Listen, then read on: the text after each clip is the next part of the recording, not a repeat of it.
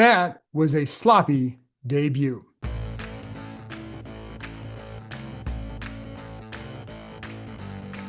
Hello and welcome to my podcast. Do me a favor, subscribe to the John Keim Report wherever you get your podcast. If you're watching on YouTube, hit that like button, hit that subscribe button. You can find us there as part of Ampire Media, Ampire. Always much appreciated when you tune in. Don't forget you can read my work on ESPN.com. Always have nuggets after the game, nuggets after every camp practice. So there you go. And don't forget the John Keim Report is presented by AAA. And my friends at Huel, they're back with their Black Edition. You know the deal, 40 grams of protein, 27 vitamins and minerals. Go to huel.com, huel.com. Use the password Keim. If you're a new customer, you can get 15% off your order, but you got to see the terms and conditions, folks. Anyways, let's get to the Commanders' preseason opening 48-18 drubbing against the New England Patriots.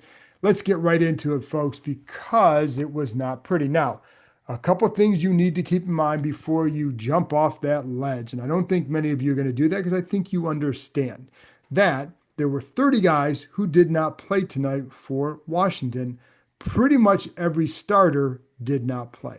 There are a couple guys who did play a lot, who were or played early on, who very well could be starters or at least playing key roles. Guys like Trey Amos, Josh Connolly Jr., they played a lot, but they need to. But the key guys, they did not. The Patriots mostly played their starters. So most of their starters were playing. That's going to lead to maybe a slightly lopsided situation to begin with. However, even Dan Quinn said, and this is something I like about what goes on here, that the standards, they talk about a standard being set. Well, tonight they did not meet up to that standard, especially on special teams. But it wasn't just that, just sloppy overall. 15 penalties. Man, Travion Henderson takes it to the house on the opening kickoff against them. Looks like a couple guys got out of their lane. Noah Igbenogany gets juked at the end there, and that was a wrap. Now, I will say, let's talk about Henderson for a second because as an Ohio State guy, he's a guy I've liked for a long time, and he was a guy that clearly would have made a huge difference here. They did not want to draft a running back in the first round, likely not even the second. They've got Connolly. I think Connolly can be a very good right tackle. But man, you saw what Henderson can do and what he can add to the Patriots. And yes, of course, it would be nice to have a guy like that for sure. You make your choices, you live with it, you go on. But he's going to be a help, and he showed that on that opening kickoff. Anyways, sloppy game for the Commanders. And again, I go back to what Quinn said, is that he was disappointed. He said, when you play like that, basically it burns his ass. And, and I'm glad he says that because you don't want to come out and say, well, we didn't have a lot of guys in there, blah, blah, blah. So it was okay how we looked. That's not how you want to be. These guys are fighting for backup jobs. This was an opportunity for a lot of them to make a mark. And a lot of them did not. And they're going to pay the price for that. You also want to build depth. Now, one thing about building depth, you're not going to put 9 or 10 backups in the game and expect to win, right? And expect to learn a certain way. The key is, can some of those guys individually come in and help you as well? Because collectively as a group, there's a reason why they're all backups. You're going ones versus twos, in some cases, guys who aren't going to make it.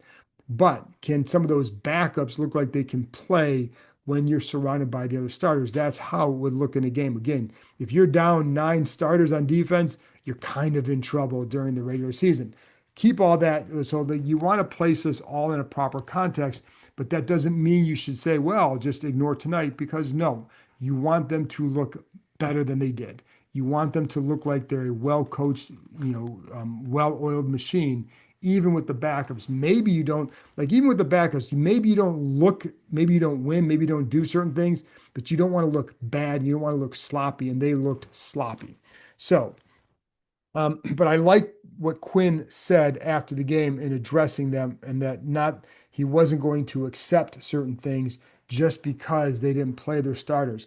You have to expect the same thing from the guys fighting for the third spot at a position as you do from the guys fighting for the first spot, because that's how you build depth. That's how you get guys who can contribute when things go awry or for injuries, right? So anyways, all that being said, let's get to some of what's went on. And yeah, it was just ugly. So there were some good things by some of the guys that you're going to want to see. Guys like Johnny Newton, Trey Amos, Josh Connolly, Bill Krosky Merritt. I think those guys did some nice things. And so I'll get into all that.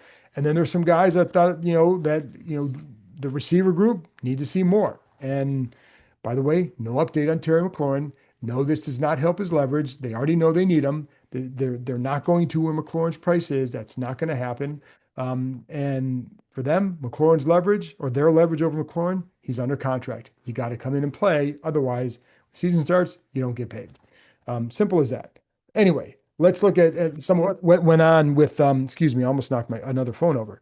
On the defense, for example, on defense, you had a couple guys on the defensive line. Two guys may not make the roster who are out there, right? Including Jalen Holmes, a tough spot. He may make it, but he might be one of the last spots. Cleveland Farrell was out there. Eddie Goldman was out there.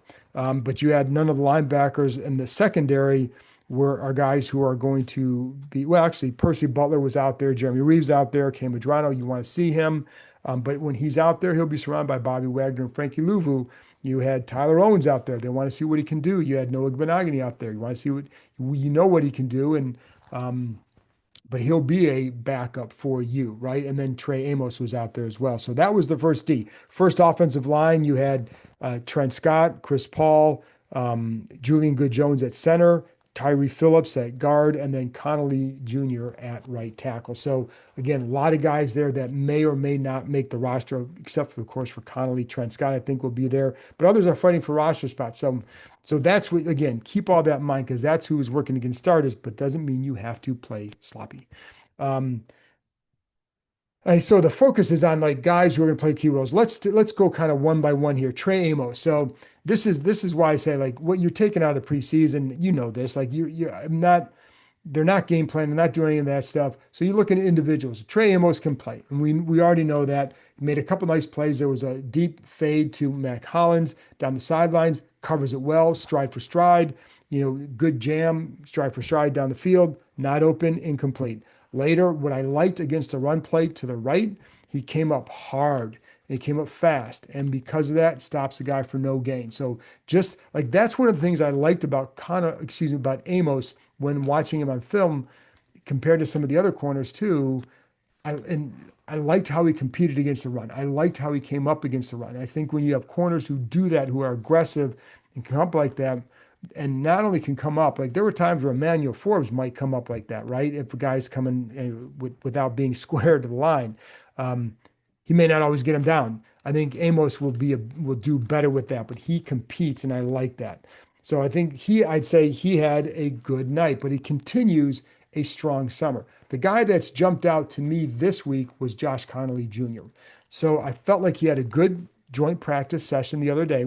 There were a couple times Harold Landry got him inside, but I felt like he did a really nice job again tonight. And I like what I'm starting to see from him, getting more comfortable on the right side. Is he ready to become a starter? Well, I think there's more to go to learn that. However, I think he has progressed, and that's a good thing. What I liked is he was getting to the second level, getting to the linebackers, coming off his guy, getting to the second level, creating some holes there. I liked how he moved in space. You saw that. You saw him drive some guys in space on some plays that did not work because I think one of the first plays was a little screen to McCaffrey and does not work. But I saw Connolly down the field getting to a guy and would have opened up a spot for him had the play worked better. But he did his job, and that's where you look at it. So, yes, the play failed, but I'm looking at the guy that they're going to need of all that group on the offensive line. He's the one they're going to need to be a starter because that's what they drafted him to be. So what does he do? He did seem to do his job. There were a couple times. There was one time where he had a little issue with a stunt, and his guy stunts the inside.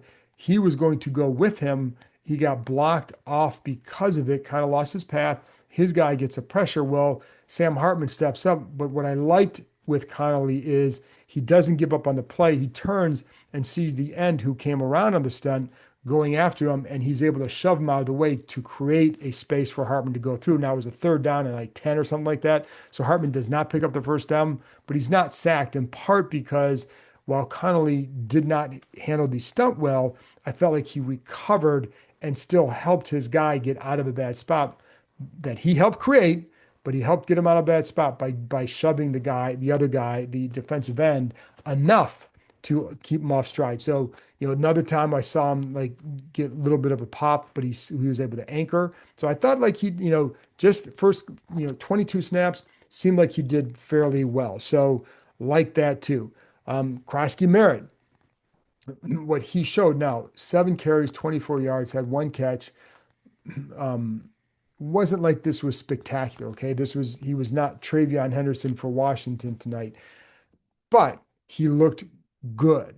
And what I like with him, like, shoot, one of his best runs was for no yard. It looked like he could have lost 5 yards, gets back to the line of scrimmage somehow. That was a very good run. But what I like about him is he gets more yards than what is available, it seems. And so I think some of that goes to the vision, it goes to the cuts. He had one run where he gets like, I think it was about 5, 6, 7 yards after contact, makes the first guy a little arm tackle. Second guy just lowers and goes through and gets another 4 or 5 yards after that. That's what I like about him is the finish, the forward lean. I saw that. That's one of the things that you saw that I remember when Alfred Morris was here in training camp before they got to the games. You saw that, right? And it translated to games. So the things that I've seen from Krosky Merritt that translated tonight were the sharp cuts, the vision, and then that forward lean at the end, which is why he's a violent runner. He also has those little nice bouncy jump cuts in the hole too. So there's some quickness in that hole that I'm curious to see how that continues to develop as they get deeper into the preseason and then what that means for the regular season, because I'm not ready to sit there and say, oh, he's going to be the star. He's going to, supplant Brian Robinson. But I do think he's a guy that you have to continue to be intrigued by because he keeps showing and those traits translated to tonight, which is one of the things that I think is good. So that was good. And I'm going to talk about Johnny Newton in a minute. I want to go to the receiver group. Jalen Lane didn't do much as a receiver. As a punt returner, he had 2 returns for 5 yards. So obviously nothing special. Some of those may have been fair, like both of those may have been fair caught by other players, right? The first one, he gets it and he guy's right on him. And I like how he catches the ball. We've talked about this before. He's got a foot back. He's able to press forward, but there's somebody right there. So you don't really have much of a chance. But if you make a miss, now you got a shot to do something. He is not afraid to field the ball in those situations. And I think that will, I believe, result at times in big plays. And sometimes it's going to result in what that first one was a 1 yard game. So that's how it's going to be for him. But that's like, I like that. And his coaches at Virginia Tech will talk about that fearlessness that he has as a returner. That's not a bad thing. It's actually a good thing. I think it will lead to big plays for sure down the road. But the receiver group overall, still, listen, their top 3 receivers did not play. And that's obviously McLaurin, Deebo Samuel, and then Noah Brown. They're going to look different with them. Last year at this time, we were asking, who's the number 2 receiver? Well, now you're asking, who's the number 4 receiver? Because when Noah Brown's got to be healthy for that question or that discussion, because if he's not, then it's who's the number 3 receiver. But you do have McLaurin and Deebo, and then if Noah Brown's healthy, now you've got 3 guys you can roll with, and then it's a matter of Jalen Lane has to develop. Luke McCaffrey has to do something. By the way, McCaffrey left the game early because of an illness, but we still have to see more from him. And can Jalen Lane develop? Can one of those other guys develop? Whether it's Michael Gallup or not develop, but can they show that they belong? Michael Gallup, KJ Osborne, Chris Moore had another drop tonight. To be honest, too many drops in training camp. So I think it would be hard to sit there and rely on him because he drops too many. He almost made a really, really nice catch tonight, contested one, but could not hold it as it hit the ground. But one over the middle, he dropped. And that's what we've seen in training camp. So that can happen. Gallup had a couple catches. KJ Osborne, some. The hard part was some of the QB stuff, and I'll get to that in a minute. But overall, then Ja'Cory Brooks had some catches late. And I think he continues to be a guy that you say, like, can you develop him? And right now, it still would look like he'd be on the practice squad, but I like how he competes. And he did find a nice spot in the zone. I like how, his blocking seemed to be okay. The couple times that I focused on it, and very willing blocker. But he's a guy that, he had a nice game for rookie first game, did a nice job. Catches were late. So, he's not facing starters or anything like that, but he did what he should do in those situations, and that's a good thing. I think the other day I talked about the undrafteds, and I thought like Carlin Vigors during training camp looked like the best of the undrafteds. Well, that wasn't the case tonight, and I think Brooks did a nice job, excuse me, there. The quarterback battle made it tough to fully evaluate what the receivers do. Now it's funny because there was an exchange I had someone on YouTube and they were or online or whatever worried about that and how it would look like. Can they evaluate the receivers? Well, you can see guys getting open, so there's still a way to evaluate guys when they get open. If you coaches can watch film, they're watching their all 22 and they'll see did the guy get open or not. That's how you evaluate whether or not he gets the ball, whether or not the quarterback gets sacked. You're still grading your guy on does he get open? Is he creating separation? Is he running the route at the right depth? There's a ton of stuff you can still learn, even if the quarterback play is bad, because they still have to do their job as well as receivers. That being said, they were that when Sam Hartman was in there, they were not getting chances to run after the catch. That's one area where it was, and so that's where it hurt, and they weren't getting a lot of chances at all. Sam Hartman did not have a good game. If he started the game, if there's a battle for third, which there is for a third quarterback, Josh Johnson was a clear winner. Just period, end of sentence. It's hard to see Hartman closing that gap based on what we saw tonight, based on what we know about Johnson being a veteran. When I had Nikki Givaldi on the other day, we were talking about this. And, if there's any concern about Mariota's lower leg strain, then you want an experienced guy with Jaden just in case Mariota can't go, much like they used Jeff Driscoll last year. It would not shock me if you keep four quarterbacks and keep Hartman on the practice squad and then Johnson maybe on the active roster, depending on the concern about Mariota's leg strain. But Mariota just looks, he's more experienced, and that showed tonight. Now, could Hartman look better in the by the time the third preseason game rolls around? Sure. But one of the things that I had that was a problem was he was just inaccurate. Even when he was hitting some guys, it was often on the wrong shoulder. So you're preventing the yards after the catch. Maybe it's, you hit the guy, but you got to give him a better ball. And especially when they're running in stride to have to reach back and hit, up, yeah, you can still catch the ball, but it's not a good ball. And consistently like that, you're preventing yards after the catch. The one thing, Hartman just didn't look comfortable. Now he started to get into a flow late, just didn't look comfortable overall. One of the things that it seems like with him is that there are times where, he threw an interception. And on that play, he was a little bit late with the ball, but also like on an out route, you've got to be able to drive the ball. And he just didn't. And sometimes when you watch him, not all the time, but sometimes it looks like, is he using his full body? Is he using his lower half the way you need to be able to drive and get some mustard on that throw, right? And I don't know that he was doing that. Sometimes it looked like it's more upper body, but you got to get more of that, lower body into it, get more torque on that with your hips, etc. And sometimes it didn't look like that was the case. Other times it looked okay, but not consistently. And one of the things that he did have the shoulder surgery in the offseason. He says he's fine. It was clearing up some AC joint stuff. And even Cliff Kingsbury said because of that and the time he missed, he's been up and down. Well, that's what we saw tonight. And so there are just too many inaccurate throws. That's got to be cleaned up. Josh Johnson's accuracy during camp has been up and down as well. Tonight, he looked like what you thought he should as an experienced veteran quarterback in this league should. He looked calm. And he talked about this after the game about like with the rookies, he just felt like he was calm. One of the things he would tell the rookies to focus on the details, et cetera. That's what matters. But that's what he did. And so his ball was it was just better. And he gave his guys chances to make plays. Again, you can still evaluate guys without them catching the ball because you either get open or you don't, even if the ball's not coming to you. But Johnson looked pretty good. And if you're worried about Mariota at all, then you've got to keep the veteran over Hartman. And Hartman and I will say this, Hartman and Jaden Daniels are very, very tight. So that's not why you keep him around. You keep the better player around, but it is someone that he's very, very tight with. All right. So let's get to Johnny Newton because he had one series that was really good. He played, I think it was he played into the second quarter. So 20 snaps or so, 22 snaps, I think it is, something like that. But he had one really good series early, which resulted in which ended with his sack fumble. What I liked the first down, good pressure.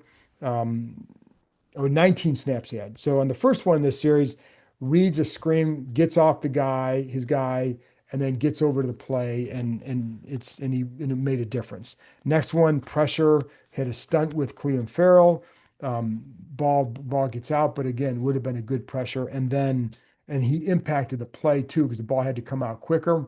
That was a play that went to Henderson, and Noah Benigni came up and with a nice pop to him.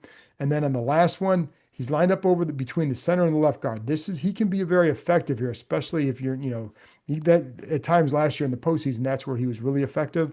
And he runs a little stunt to the outside with Jacob Martin and gets free, hits the quarterback, sack, fumble. Just a really good job by Newton on that series. Now later he played a little again. He played 19 snaps, so he played more than that. Didn't see the same thing after that, but those were noticeable plays. Like that's hard to make all those. That was a good outing for Newton. And he had a couple plays the other day that I liked. In training camp, it's not like he's been jumping out, but sometimes you have to watch these guys every down because if you're watching in practice, like sometimes I watch them like, okay, he didn't do anything there, didn't do anything there, and then you look at someone else, and that's when he does something. But I think it was a good night for Newton for sure. Um, Carlin Vigor is a guy that I've talked a lot about. You know that. He's a guy the undrafted guy that I've liked.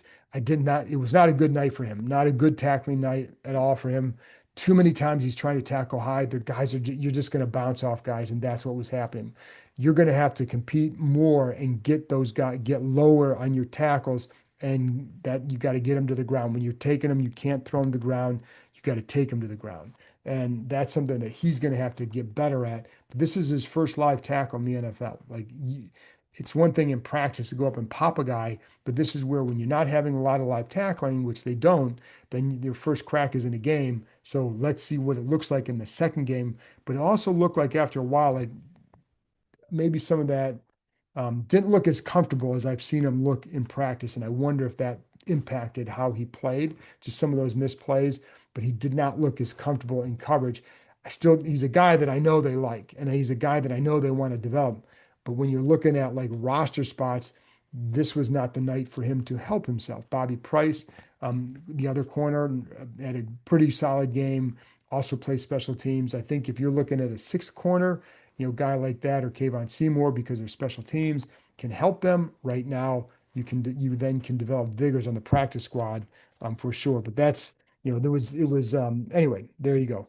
Um, Tyler Owens had one missed tackle, and you know obviously you got to get the guy down. Had one other nice tackle against tight end, just a really good form tackle. So I don't he again, I've told you before, like I don't see him as a guy who's gonna compete for a starting job. Will Harris was among those who didn't play, but he's a guy that, can you develop into something for maybe even next year as a starter, right? Going into the year as a starter versus now, being a backup and maybe having to start if there's an injury.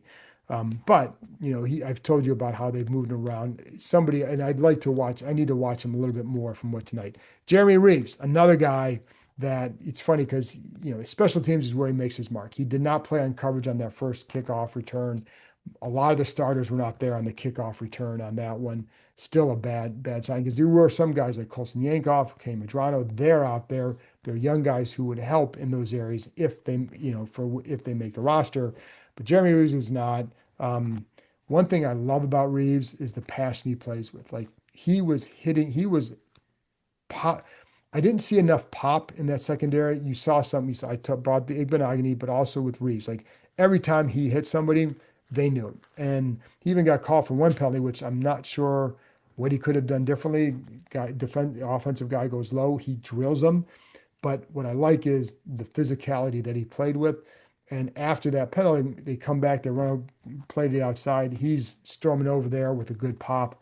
That's just what he does. But what I like too is you watch him. The dude just loves playing football, and you see him after the play, just exhorting and celebrating hits that a veteran guy made in the preseason. But that's why guys like that last. That's the main reason he lasts. He doesn't have the size to last. There doesn't explain it.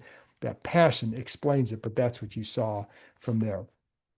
All right, Chris Paul played a lot at left guard, and I bring him up because he's a guy that, again, fighting for a backup spot.